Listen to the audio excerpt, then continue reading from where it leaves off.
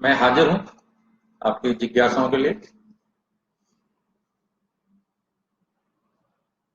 आपका कोई प्रश्न है, कोई जिज्ञासा है? योग, प्राकृतिक चिकित्सा, ध्यान से संबंधित कोई भी आपका प्रश्न है?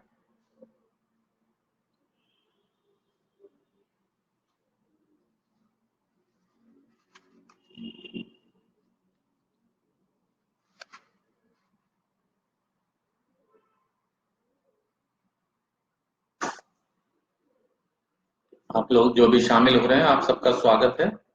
प्रश्न अपना पूछना शुरू कीजिए आप। योग, प्राकृतिक चिकित्सा, ध्यान से संबंधित जो भी आपका प्रश्न हो।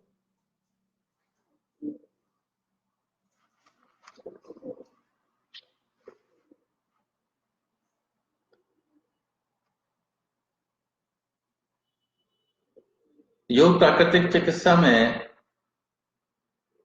हमारा पूरा जो ध्यान होता है वो शरीर की शुद्धि पर होता है। शरीर को हम अंदर से भी शुद्ध करते हैं। इसको हम षटकर्म कहते हैं, शुद्धि क्रियाएं कहते हैं। जैसे नेति है, नौली है, बस्ती है, कपालभाति है, त्राटक है, कुंजल है। ये सारी चीजें शरीर को अंदर से शुद्ध करने की क्रियाएं। क्योंकि हम सारा उम्र जो है बाहर से अपने शरीर को ठीक कर लेते हैं, ब्रश कर लेते हैं, नहा लेते हैं, धो लेते हैं, लेकिन शरीर को अंदर से क्लीन नहीं करते हैं। अब कोई भी पाइप है, जैसे पीने का शुद्ध पानी भी अगर जिस पाइप से आ रहा है, अगर उस पाइप को भी आप 6 महीने के बाद खोल के देखेंगे तो वो भी अंदर से काला दिखाई देगा। उसकी दीवार पर जो है फॉरेन मैटर, विजातीय द्रव्य जो है वो इकट्ठे हो जाते हैं, गंदगी इकट्ठी हो जाती है। इसी प्रकार से हम खाते रहते हैं, इंटेक करते रहते हैं, फूड लेते रहते हैं, दवाइयां लेते रहते हैं, पांचों इंद्रियों से हम ग्रहण करते रहते हैं, लेकिन शरीर की हम शुद्धि नहीं करते। हमारा शरीर प्राकृतिक रूप से शरीर को शुद्ध करता है 4 तरीके से। जो शरीर में विजातीय द्रव होता है या अननेसेसरी मैटर होता है, या शरीर के ज्यादा द्वारा जो पचाया नहीं जाता है, वो 4 तरीके से शरीर प्राकृतिक रूप से बाहर निकालता है। सांस जब हम छोड़ते हैं बाहर तो कार्बन डाइऑक्साइड के रूप में बाहर निकालता है, पसीने के रूप में बाहर निकालता है, मूत्र के रूप में बाहर निकालता है, और मल के रूप में बाहर निकालता है। इन चारों तरीकों में जहां भी, जिस भी तरीके में, जिस भी मार्ग में कोई भी दिक्कत आ जाती है, या जो भी फंक्शन ठीक से नहीं हो पाता है, पसीना ठीक से नहीं निकल पाता है, मूत्र ठीक से नहीं आता है, मल विसर्जन ठीक से नहीं होता है, तो वो जो फॉरेन मैटर है, विजातीय द्रव्य है, जो गंदगी है, जीवाणु है, कीटाणु है, बीमारी के कारण है, वो शरीर में एकत्रित होना शुरू हो जाते हैं, एक्यूमुलेट होना शुरू हो जाते हैं। और कुछ सालों बाद वही रोग के रूप में परिलक्षित होते हैं, बाहर आते हैं। कोई भी रोग है, कोई भी बीमारी है, रातों रात पैदा नहीं होती है, 2-4 महीने में पैदा नहीं होती है। वो एक प्रोसेस होता है। प्रोसेस के रूप में वो गंदगी, जीवाणु, कीटाणु रोग के कारण शरीर में धीरे धीरे धीरे इकट्ठे होने लगते हैं। चाहे वो हमारे आहार विहार से हो, चाहे हमारे जो भी इंद्रियों से जो कुछ भी अंदर जा रहा है, हम हमारी जो आंखें देख रही है वो भी सब अंदर जा रहा है, जो भी हम नाक से सूंघ रहे हैं वो भी अंदर जा रहा है, जो भी हम मुंह से भोजन कर रहे हैं, भोजन के रूप में जो भी हम ले रहे हैं, पेय पदार्थ के रूप में जो भी हम ले रहे हैं, वो शरीर के अंदर जा रहा है। कानों से हम जो भी सुन रहे हैं वो शरीर के अंदर जा रहा है। सभी इंद्रियों से, शरीर की हर चीज से हम जो कुछ भी ग्रहण कर रहे हैं वो शरीर में अंदर जा रहा है। और जो शरीर के लिए जरूरी है, मन के लिए जरूरी है, आत्मा के लिए जरूरी है, वो अंदर रहना चाहिए। बाकी जो फॉरेन मैटर है, बचा कुचा जो है, जिसे कहना चाहिए कचरा जो है, वो बाहर निकलते रहना चाहिए। अगर वो कचरा बाहर नहीं निकलेगा, कचरा अंदर रुक रहा है, तो वो ही आगे रोग का कारण बनता है। ये बिल्कुल क्लियर हो जाना चाहिए। और सिर्फ योग प्राकृतिक चिकित्सा में ही प्राकृतिक रूप से, प्राकृतिक रूप से इस विजातीय द्रव को, इस फॉरेन मैटर को, इस गंदगी को बाहर निकालने का एकमात्र तरीका है। तरीके हैं, षटकर्म है, मैंने बताया, नेति है, कुंजल है, बस्ती है। षटकर्म है हमारे शुद्धि क्रियाएं। नेति हम जो कराते हैं, जल नेति कराते हैं, रबर नेति कराते हैं, जिसमें एक स्पेसिफिक लोटा होता है, राइट नॉस्ट्रल से लेफ्ट नॉस्ट्रल से हम कराते हैं, वो पानी निकलता है। और ये सब जो कुछ भी है, ये आपने सुन के या चैनल पे देख के या ऐसे ही किताब पढ़ के नहीं करना है, एक्सपर्ट सुपरविजन में ही करना है। एक बार आप सीख लें, अच्छी किसी एक्सपर्ट की सुपरविजन में कर लें, उसके बाद आप अपने आप भी कर सकते हैं, घर पर भी कर सकते हैं। कई चीजें ऐसी हैं कि आप घर पर कर सकते हैं और करनी चाहिए, और सारी उम्र करनी चाहिए। हम ब्रश करते हैं, हम नहाते हैं, धोते हैं, इसी प्रकार शरीर को अंदर से शुद्ध करना भी बहुत जरूरी है। अधिकतर 99% लोगों को नहीं पता कि शरीर को अंदर से शुद्ध करना भी जरूरी है। जैसे हम रोज ब्रश करते हैं, रोज हम नहाते हैं, धोते हैं, अपना शरीर का ध्यान रखते हैं, सफाई करते हैं, इसी तरह से शरीर को अंदर से साफ करना भी बहुत जरूरी है। जल नीति, रबर नीति, अपर नेक और पार्ट, गले से ऊपर के जितने भी पार्ट हैं, आंख, नाक, कान, गला, इनको शुद्ध करता है, इनको साफ करता है। ये सभी जितने भी पार्ट हैं, ये सब शुद्ध होते हैं, नरिश होते हैं, और इनसे संबंधित जितनी भी बीमारियां हैं, जितने भी रोग हैं, वो होते हैं, हो चुके हैं, तो वो 80% ठीक होते हैं, और आगे संभावना 100% समाप्त होती है। जो रोग हो गए हैं, जो लक्षण हो गए हैं, हम योग प्राकृतिक चिकित्सा के तरीके अपनाकर 80% हम उनको समाप्त करते हैं, और जो 20% होते हैं वो हम स्पेसिफिक योगाभ्यास कराते हैं, स्पेसिफिक प्राणायाम कराते हैं, स्पेसिफिक प्राकृतिक जीवन शैली अपनाते हैं, प्राकृतिक भोजन बताते हैं, कई चीजें ऐड करते हैं, उससे वो जो 20% है उसको भी हम ठीक करते हैं। लेकिन तरीका यही होना चाहिए कि क्यूरेटिव के साथ साथ प्रिवेंटिव का भी सावधानी भी बहुत जरूरी है। रोग हो जाए उसको ठीक करना, उससे लड़ना, उसको साफ करना, उसको ठीक करना, वो उसके साथ साथ वो आगे ना हो, या जो स्वस्थ व्यक्ति है वो रोग की चपेट में ना आए। और उसके क्या तरीके हैं, उसका एक ही तरीका, यही तरीका है, अपने शरीर को हमने शुद्ध करते रहना है। अपर पार्ट ऑफ नेक हम जल नेति से, सूत्र नेति से साफ करते हैं। गर्दन से ऊपर के जितने भी पार्ट हैं, आंख, नाक, कान, गला, वो सब जल नेति, सूत्र नेति से हम साफ करते रहते हैं, सफाई करते रहते हैं, नरिश करते रहते हैं, और इन सभी अंगों को हम स्वस्थ रखते हैं, या इन अंगों से जो संबंधित बीमारियां होती हैं उनको हम दूर करते हैं, और भविष्य में ये बीमारियां ना हो, ये भी जाते द्रव हम शरीर में इकट्ठे ना हो, उसकी संभावना को हम समाप्त करते हैं। एक हम कराते हैं कुंजल। कुंजल में पानी पिया जाता है और निकाला जाता है, बैठाकर पानी पिलाया जाता है, गर्म पानी, और खड़े होकर उसको निकाला जाता है। इससे क्या होता है, हमारा जो फूड पाइप है और हमारा जो आमाशय है उसकी सफाई हम करते हैं। जल नेति से, सूत्र नेति से हम अपर पार्ट ऑफ नेक के पार्ट्स को साफ कर रहे थे, सफाई कर रहे थे, नरिश कर रहे थे। कुंजल से हम क्या कर रहे हैं, फूड पाइप को और स्टमक को साफ कर रहे हैं समय समय पर। तो उससे क्या हो रहा है कि हमारे जितने भी मुंह से लेके स्टमक तक का जो है, मध्य भागी से कह सकते हैं, नाभि से लेके गर्दन तक, जल नीति, सूत्र नीति से हमने गर्दन से ऊपर के पार्ट साफ किए, कुंजल से हम बीच का मध्य भाग जो है, गले से लेके नाभि तक का जो हमने साफ किया फूड पाइप के जरिए। हम सारी उम्र खाते रहते हैं, भोजन के द्वारा करते रहते हैं, हम पता नहीं क्या क्या खाते रहते हैं, जो हमें खाना है वो भी खाते हैं, कुछ चीजें हम गलत चीजें भी खा लेते हैं।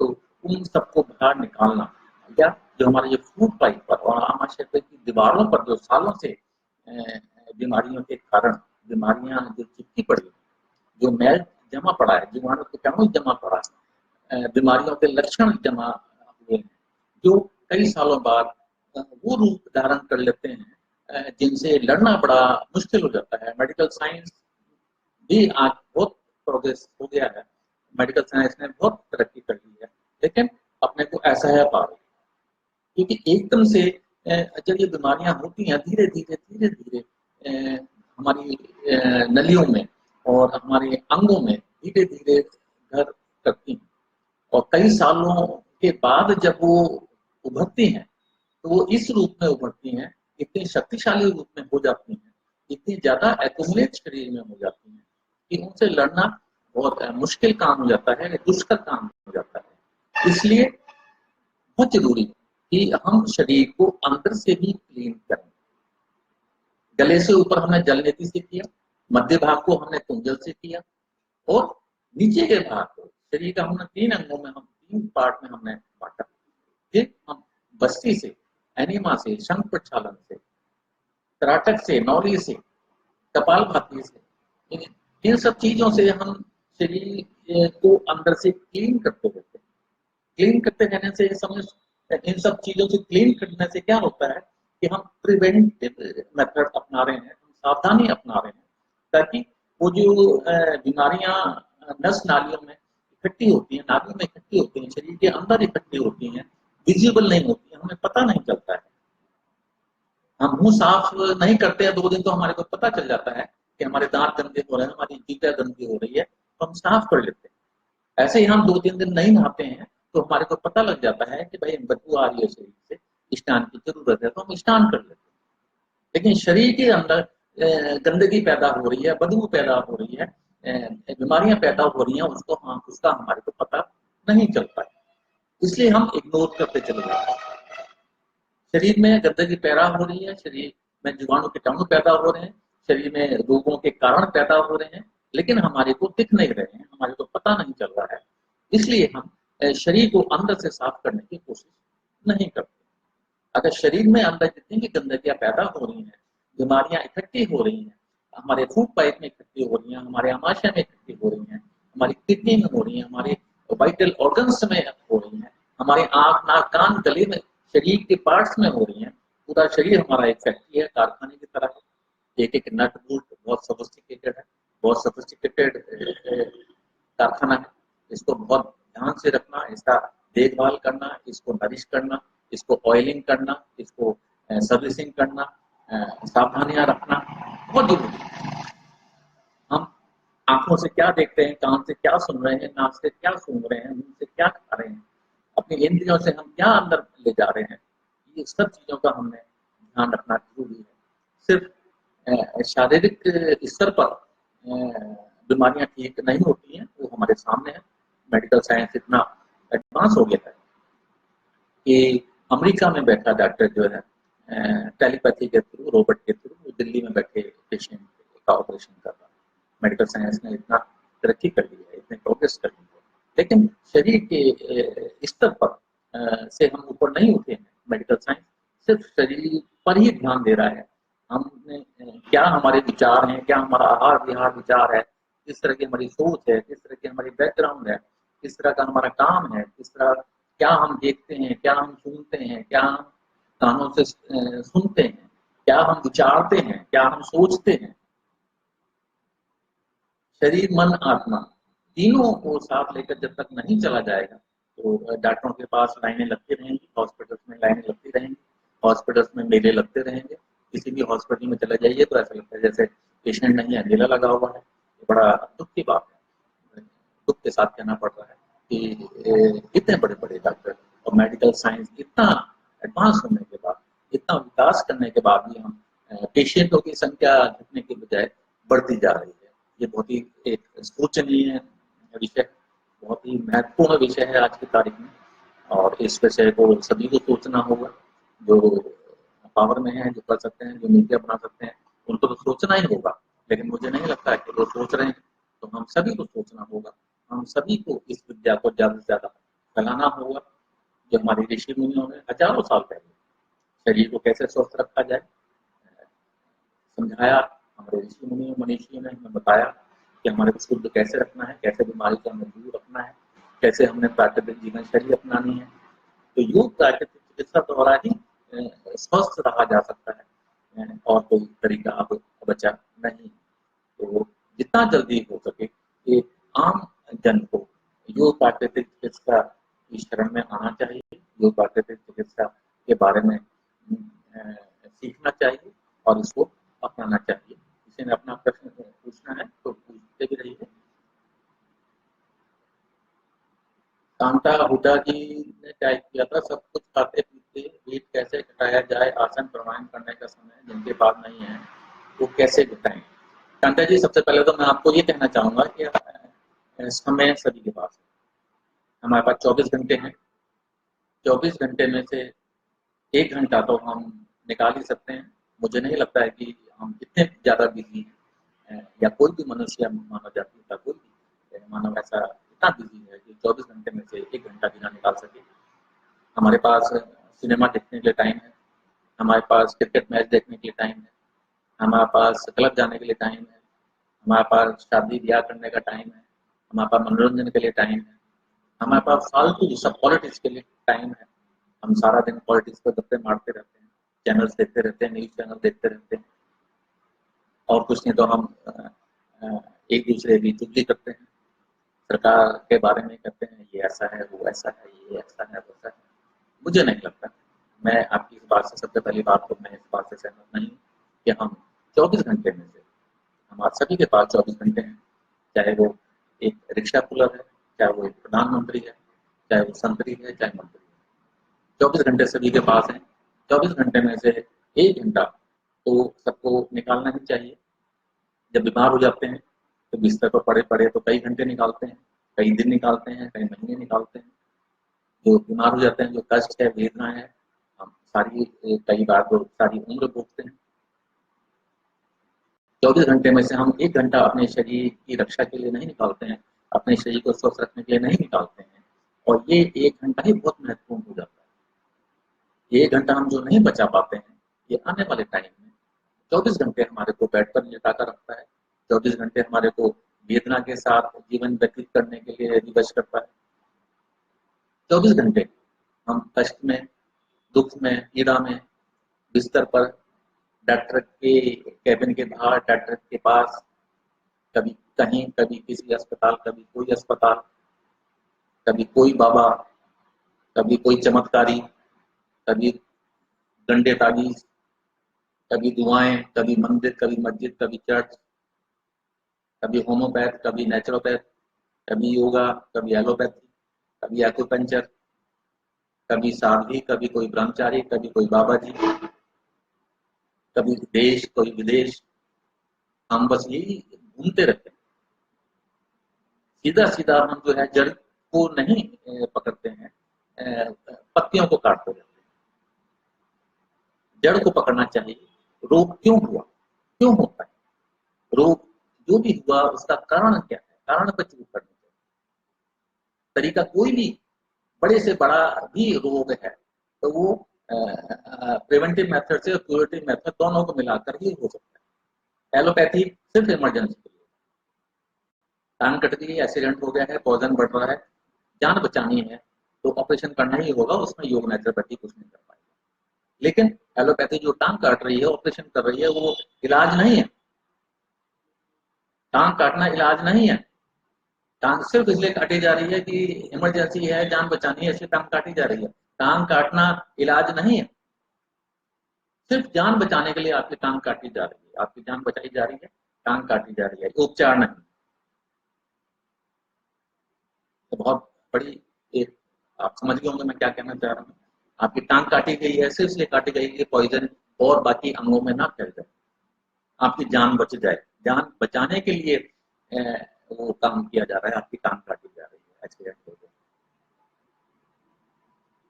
तो चिकित्सा नहीं है, इलाज नहीं। इलाज अगर होता, एलोपैथी के पास अगर इलाज होता तो पेशेंट 1 दिन जाता, 2 दिन जाता, 4 दिन जाता, और फिर डॉक्टर कहता हफ्ते बाद कि भाई अब आपको आने की जरूरत नहीं पड़ेगी, आपकी ये बीमारी ठीक होगी। आप ध्यान कीजिए, 10 साल पहले आप डॉक्टर के पास गए थे, उसने आपको टैबलेट दी थी, उसके बाद कैप्सूल शुरू हो गए थे, फिर उसके बाद इंजेक्शन शुरू हो गए थे, और 10 साल बाद ऑपरेशन करके नौबत आ गई। तो हमें सोचना होगा कि हमें क्या करना है, क्या नहीं करना है। हमें प्रिवेंटिव मेथड भी अपनाने हैं, योग नेचुरोपैथी के, और हमें क्यूरेटिव मेथड भी अपनाना है, प्राकृतिक चिकित्सा। और इमरजेंसी है, आपातकाल है, जान बचानी है तो एलोपैथी है। एलोपैथी के अलावा हमारे पास कोई चारा नहीं है।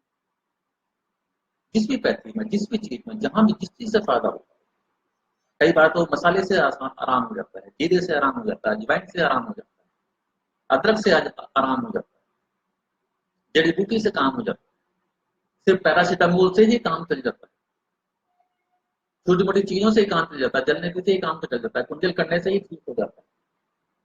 लेकिन इस चीज का ज्ञान नहीं, इस चीज को जितना ज्यादा से ज्यादा फैलाया जाएगा, मैं तो सभी योगी, सभी नेचुरोपैथ, सभी स्टूडेंट्स को यही कहता रहता हूँ कि आप चिकित्सक के साथ साथ एक शिक्षक भी बने। जितने भी चिकित्सक हैं उनको साथ साथ में शिक्षक भी बनना होगा, उनको समझाना होगा, सिखाना होगा, लोगों को बताना होगा कि क्या क्या हमने प्रिवेंशन रखनी है, क्या क्या हमने सावधानियां रखनी है, ताकि हम रोग ही ना हो। कोशिश ये होनी चाहिए कि रोग ही उत्पन्न ना हो, वो सारी चीजें अपनाई जानी चाहिए कि रोग ना हो, ना कि रोग हो जाए और फिर हम सारी उम्र उसको लड़ते रहें। आज समय काफी हो गया, धन्यवाद। बाकी बात कल करेंगे।